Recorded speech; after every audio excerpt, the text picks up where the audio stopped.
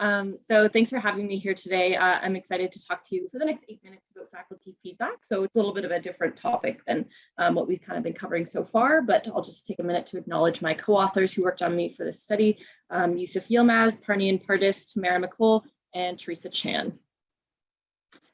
So I have no conflicts of interest to disclose today. And so why do we care about faculty feedback? Well, we know that feedback is imperative for learning and development.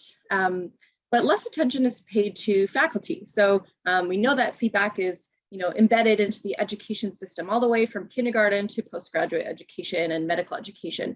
But just because someone's no longer a student, does that mean that they should stop learning and growing? And I think we all know the answer to that is no, otherwise you wouldn't be here today. You've all voluntarily come here today because you want to continue learning and growing.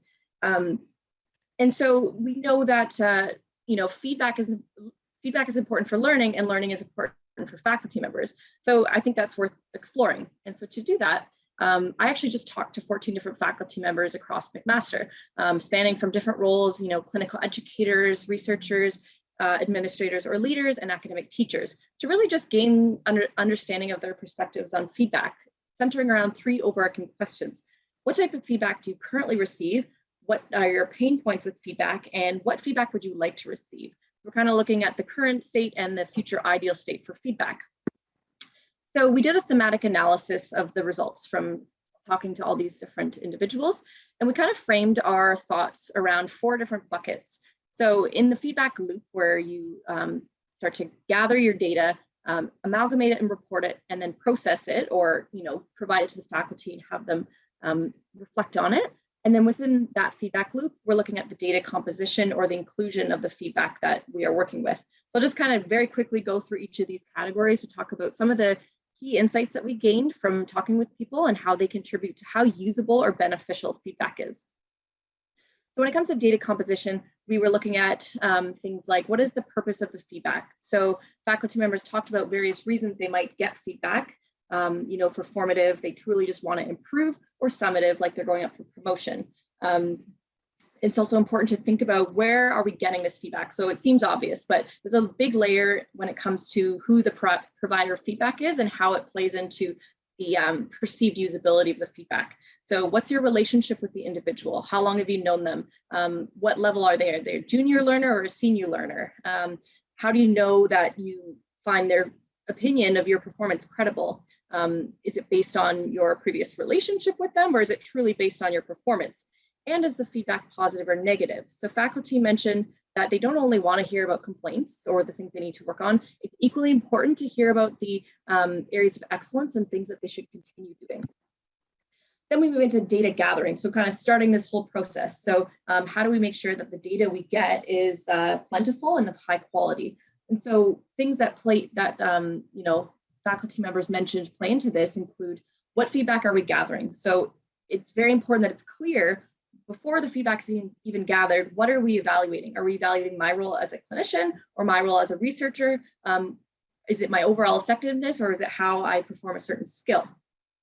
Additionally, how frequently are we gathering this feedback, and who's initiating the provision of this feedback? And so things like this vary depending on the unique situation. So for example, if you're getting feedback from students on your clinical teaching skills, then you might want that more frequently, like every shift or every rotation, as opposed to if you're asking for feedback on your leadership skills from your boss, you might gather that less frequently, like maybe 1 or 2 times a year. And then we're looking at the nature and validity of data gathered. So what's the perceived quality based on some of the things like, whether there's sampling bias, things like that.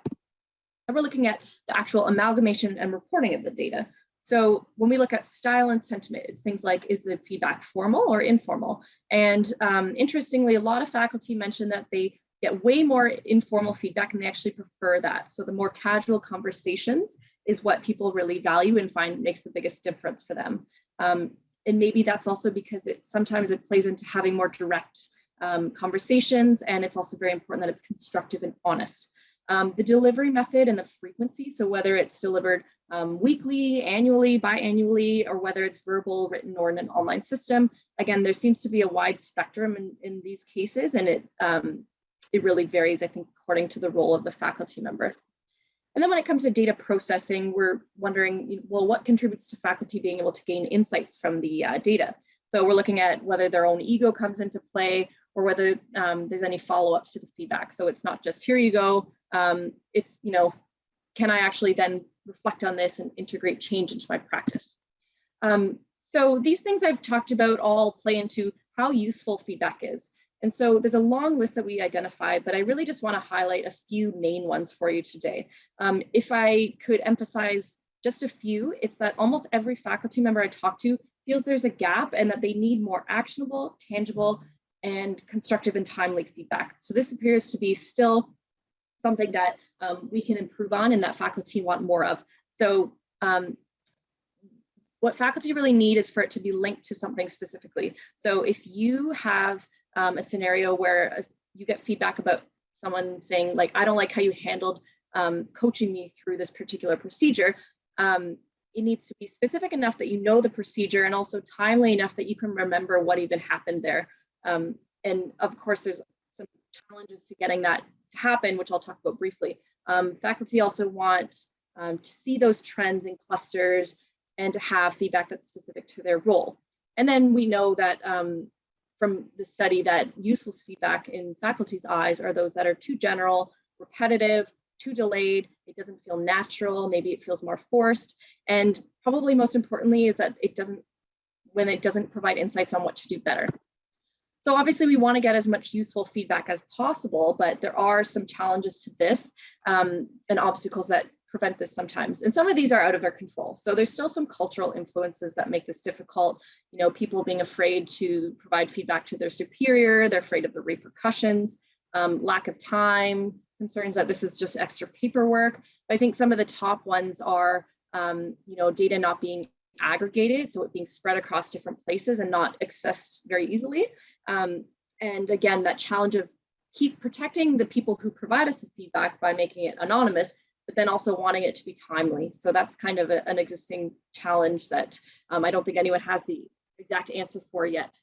But I think just if I could get one thing out of today, it's just to kind of spark your interest to start thinking about some opportunities for what we can do in terms of the faculty feedback system. So here are three that come to my mind. So a lot of people talk about wanting more coaching and mentorship. So I think that's a very real desire by a lot of faculty members that's worth investing in, just to help them understand their feedback and really digest it and process it and translate it into action, as well as implementing new methods to acquire feedback for all of the roles of a faculty member. So we have a lot of faculty members moving into leadership roles and administration, and they don't tend to get a lot of feedback in this area. And a lot of people would actually like to. So I think this is something that we can think about. Well, how can we start doing that? Can we get people to take more courses where you get that feedback? Or can we start introducing new systems? And then utilizing technology. So a lot of other sectors like the business sector already uses technology to provide dashboards of performance analytics. We're in a data-driven society. So how can we then think about, well, is there opportunities to do that for faculty members? Imagine getting a report card of all of your performance or your feedback all in one place where then it's more accessible to you and more beneficial because you can actually see some of those trends and things that contribute to making data useful. So this was a very quick overview of a study, but I hope it at least got you thinking about, switching the lens from feedback to students to feedback to faculty, because I think it's really important. So thank you very much.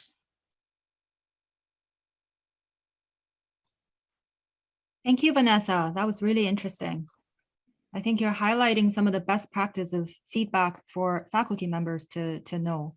We're seeing some very similar trends, feeding back to faculty, similar to feeding back to learners as well. Any questions or comments? I'm curious, actually, did you hear any faculty recommended tips or skills? Were they sources of insight for other faculty members? Yeah, I'm trying to think of some off the top of my head. Like some people carve out time, dedicated time to have conversations. Like one person said, at the end of every clinical shift, I dedicate time to meet my student. I provide them feedback first and then welcome it to me because it then opens up that conversation, and I think it just makes them more comfortable. That was one example. I've probably got more tips, but if I remember them, I'll let you know. there's a social aspect that I had a student actually teach me, which is to ask, you've worked with other good attendings. What do they do that I could try? And it diverts the power struggle by kind of highlighting someone else's skills, and it gives them an opportunity to sort of sideways critique me. And I've gotten a lot of cool insights from that. That's actually such a good idea. That's incredible. Yeah, that's fantastic. I really like that as well.